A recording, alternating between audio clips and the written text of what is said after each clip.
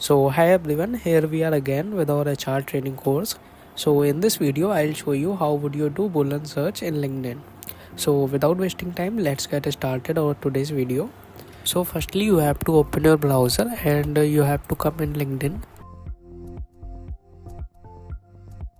So in this search box we will also use some Boolean search operators, and if you don't know about Boolean search operators then you have to watch our first video on Boolean search. Suppose I am sourcing a sales manager, so I'll type like this, and here you have to select people.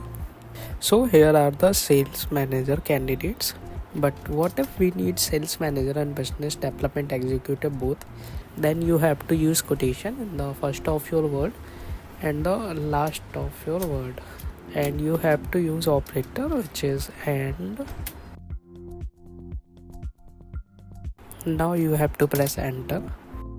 So here you will get sales and recruiter management and business development manager. Both of the results you will get if you are using and. Suppose I want only sales manager or the business development manager, I don't need both, then I'll use or. So here are the business development manager only that is showing to me. There is no sales manager. Suppose I want only sales manager but I don't want any sales executive, so here you have to use not for that situation,